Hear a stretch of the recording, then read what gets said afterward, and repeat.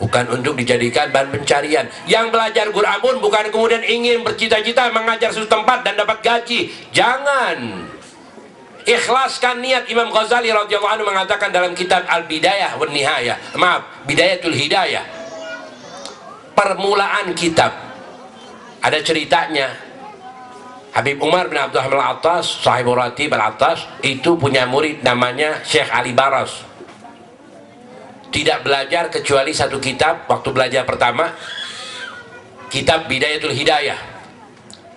Sampai kepada isyarat waha anadha musyiru ilaika bi bidayatil hidayah, bahwa dalam menuntut ilmu, siapa yang menuntut ilmu ingin dapat pangkat, ingin agar dikenal oleh masyarakat, agar dipanggil ustadz, agar dipanggil kiai, agar dapat dimuliakan oleh masyarakat dan dapat mengikut. Tempatnya di mana? Di neraka. Tempatnya di neraka. Ini Quran bukan kecil. Para santri harus berterima kasih kepada guru di sini mengajarkan ikhlas, tinggal di gubuk-gubuk. Saya pertama bangun pesantren pun di gubuk. Tapi nanti insya Allah ada tingkatan lain. Masing-masing innamal a'malu binniyah. Gurunya ingin agar ini anak merendah dulu kepada ilmu. Ada seorang habib mau belajar kepada kiai. Waktu datang mau belajar ilmu, kiai saya mau belajar ilmu, nggak diajak ngomong sama kiainya, diem. Tuh habibnya nunggu sampai 3 hari, balik lagi tidur di situ di depan rumahnya sampai 3 hari baru dilayani sama kiai. Kenapa kiai baru 3 hari? Pertama kamu datang dengan habib kamu nggak bisa belajar. Harus dihilangkan habib kamu baru bisa belajar ilmu. Ilmu harus nunduk, merendah sekali. Merendahnya bukan karena ilmu, karena Rabbul Alamin, karena Allah. Yang memberikan ilmu siapa? Allah. Maka para santri pun harus, para orang tua harus mencari demikian ini mahal. Tapi banyak masyarakat terpukau dengan pesantren yang mewah, yang megah, yang datang para pejabat, yang kedatangan tukang tani, tukang canggul, tukang apa. Itu pesantren gelap namanya, nggak punya nilai. Tidak. Innama turzaqun wa turhamun bi du'afaikum. Kalian diberi rezeki dan diberi rahmat oleh Allah karena diantara yang lemah. Ada istilah para ulama mengatakan apa? Kam mim masyhur mim barakatil mastur. Berapa banyak pesantren yang masyhur karena berkatnya pesantren yang mastur, yang nggak ketahuan. Ternyata pesantren yang masyhur itu muridnya pesantren yang memang pesantren yang masyhur itu adalah muridnya satu kiai yang tinggal di gunung, pesantrennya tidak masyhur. Datanglah kiainya kepada pesantren anaknya itu, satu pun santrinya nggak ada yang nyambut, nggak ada yang tahu, duduk di pojok. Pas santrinya datang semua pada bangun, pejabat pun bangun. Waduh, para kiai besar datang. Nih gurunya yang melahirkan itu santri, tidak ada yang bangun pun. Itu dikatakan oleh para ulama, kami masyhur. Berapa banyak orang yang masyhur lahir daripada orang yang tidak dipandang. Ya, jangan kita terpukau dengan besarnya sorban, panjangnya jenggotnya. Tidak. Lihat, bisa makan dengan tukang becak nggak? Ar-Rahimun yarhamur Rahman tabaraka wa ta'ala. Rasulullah bukan hanya meninggalkan warisan ilmu, meninggalkan warisan yang karenanya Nabi Muhammad diutus apa? Akhlak. Ilmu tanpa akhlak nilai nggak? Tidak ada nilai. Makanya para santri yang memang belajar Al-Quran, jangan hanya pandai membaca Al-Quran, pulang ke rumah ibunya, bapaknya, ke rumah orang tuanya khidmah jadi pembantu. Jangan kalau di rumah di pesantren dia nyuci sendiri, berkhidmah sendiri, membersihkan kamar sendiri, pas pulang ke rumah ibunya minta dicucikan pakaian oleh ibunya. Haram. Quran melaknat itu anak. Yang sudah dewasa kasih tahu, yang masih kecil mungkin belum tahu ya. Sayang. Berapa santri yang galau, yang apa? Yang memang di sini santrinya berapa anak? Ada 40? Hah? 20? Alhamdulillah, saya santri 40. 20, 40, 2 kali ya. Kenapa ditanya, oh, saya Habib kenapa aku 40 aja nambahin aja? Kalau nambahan saya nggak kurus. Ya di sini juga mungkin 20 karena kalau kebanyakan jadi nggak kurus sebab pembantunya nggak ada. Harus ada orang kampung sini membantu. Dia nggak punya pesantren, tapi dia membantu satu paku masuk ke pesantren ini, ditulis oleh Allah punya pesantren. Bodoh orang yang tidak mau melangkahkan kakinya hanya dengan membantu satu paku. Subhanallah, satu paku nggak mau ya. Cukup dengan menjaga, setiap malam ada menjaga. Kamu siapa? Mau apa ke pesantren? Kenapa? Emang pesantren kamu? Iya, pesantren saya. Ketika dia menganggap itu pesantren dia, ditulis oleh Allah pesantren dia. Tapi ketika menganggap itu pesantren orang itu, dia tidak melihat bahwa ini tempat melahirkan Al-Quran. Ma'asyiral muslimin wal muslimat rahimakumullah, kita mendengar satu hadis Nabi Muhammad SAW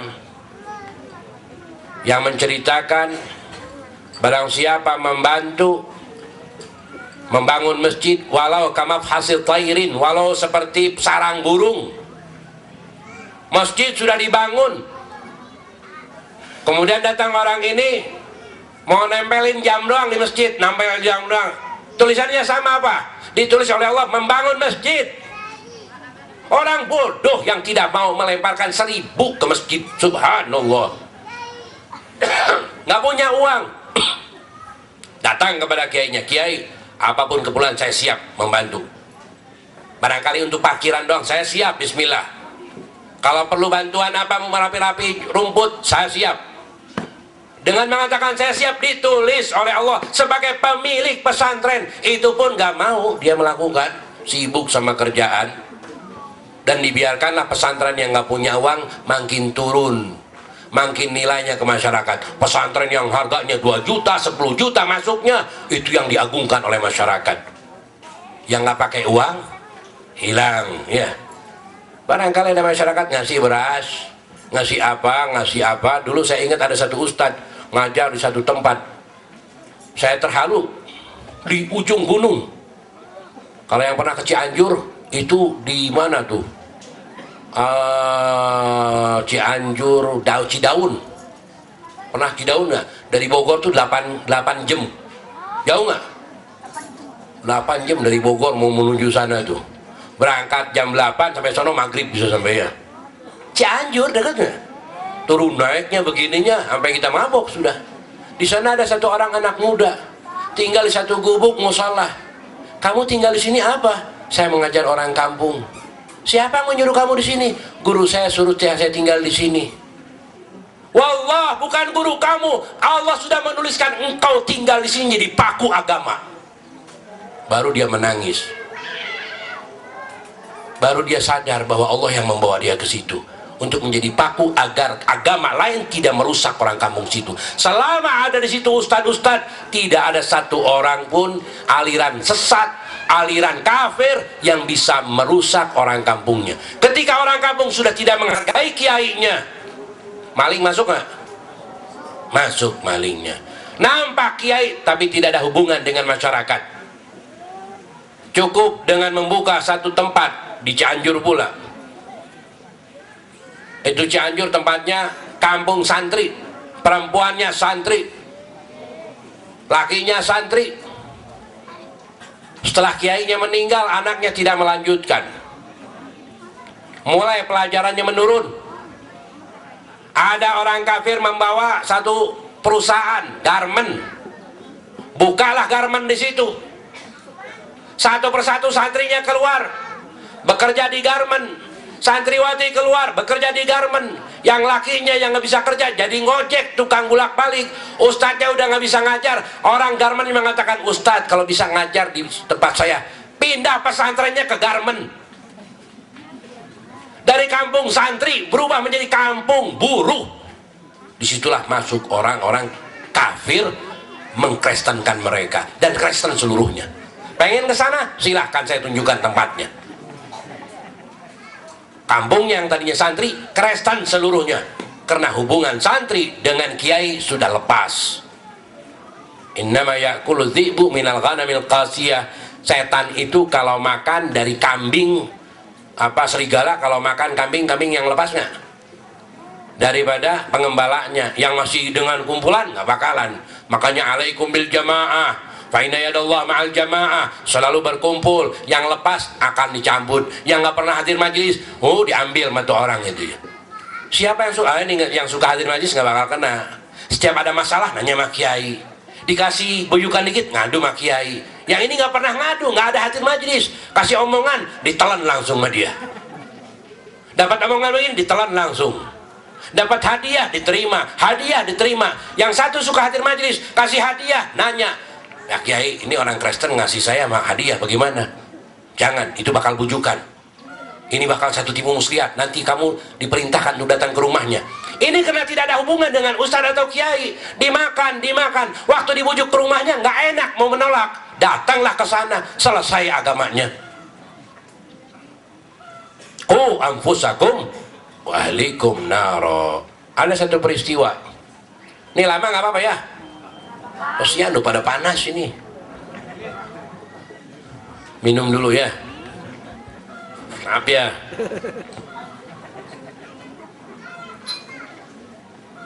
Ada yang bisa baca sholawat nggak?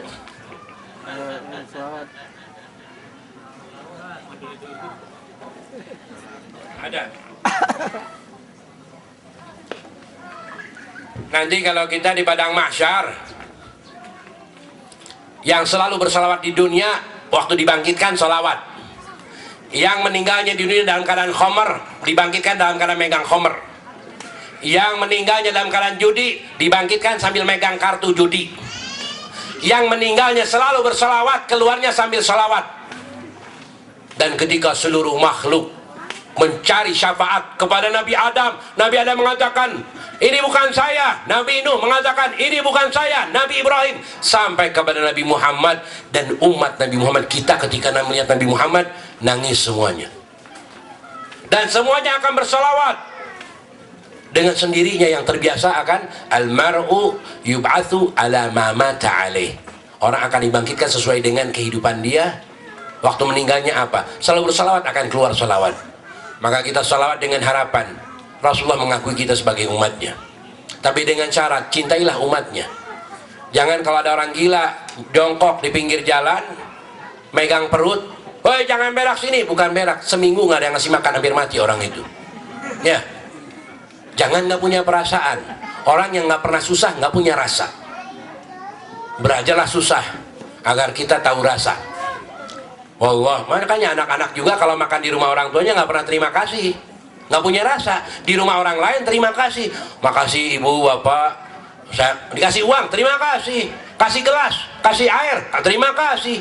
Ama ibunya tiap hari dikasih kebaikan, bapaknya satu ungkapan terima kasih pun tidak pernah diucapkan sama anaknya.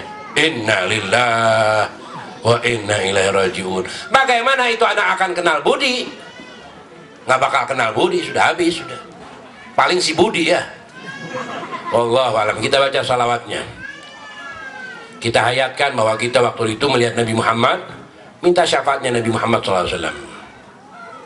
Ya Rabbi bil Mustafa balligh maqasidana waghfir lana ma madha ya wasi'al karami. Ya Rabbi bil Mustafa مقاصدنا واغفر لنا ما مضى يا واسع الكرم مولاي صل وسلم دائما أبدا على حبيبك خير الخلق كلهم يا أكرم الخلق ما لمن ألوذ به سواك عند حلول الحادث العميم. يا ربي بالمصطفى بلغ مقاصدنا ما مضى يا واسع الكرم. اللهم صل وسلم وبارك عليه وعلى آله.